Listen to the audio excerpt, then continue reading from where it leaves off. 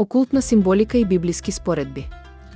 Церемонијата на отворањето на Олимпијадата во Париз во 2024 година предизвика контроверзии поради неколку елементи кои некои ги сметаа за исмејување на христијанството и промовирање теми поврзани со антихристот. А на вас останува да одлучите дали целата оваа ситуација е нормална или не. За неполн еден месец се случија многу работи на светската сцена од покушај атентат врз Доналд Трамп па се до отварањето на Олимписките игри во Париз, кој за некој може би се случајности, а за некој се е тоа план за воспоставување на една светска влада со една религија, а тоа е сатанизам и официјалното представување на антихристот.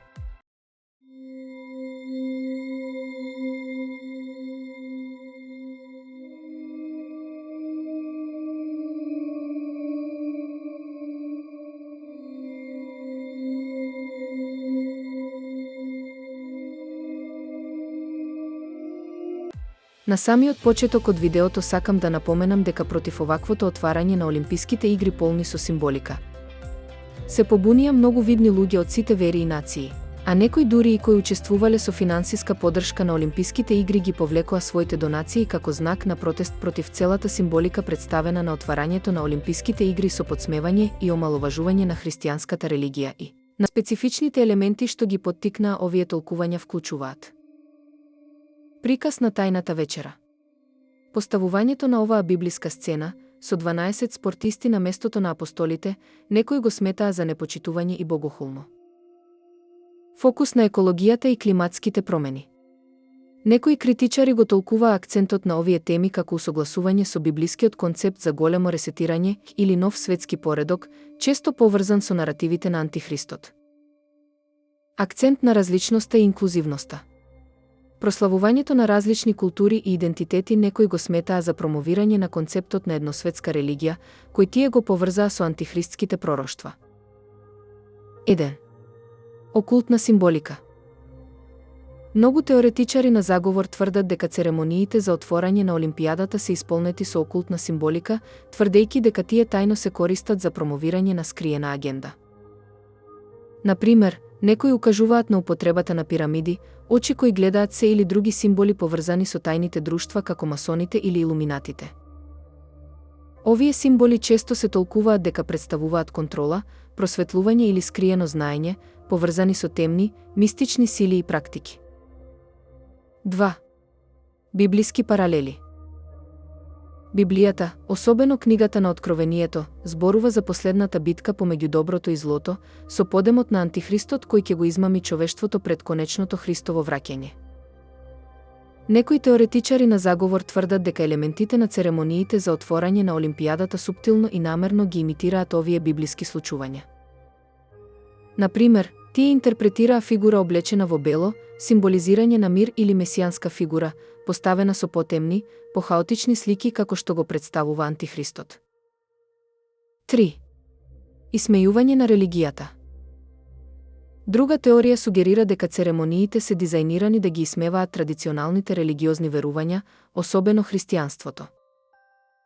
Екстравагантните изведби и символиката се толкуваат како намерно субверзија на христијанската слика, заменувајќи ги традиционалните религиозни символи со секуларни, па дури и пагански. Церемониите може да вклучуваат елементи кои, според некои теоретичари, се паралелни библиски приказни, но ги извртуваат на начини кои изгледаат како да ги поткопуваат или пародираат оригиналните наративи. 4. Антихристот и Олимпијадата. Концептот на антихристот е централна фигура во христијанската есхатологија, често опишан како харизматичен водач кој ќе се искачи на власт и ќе ги измами масите и ќе ги оддалечи од Бога.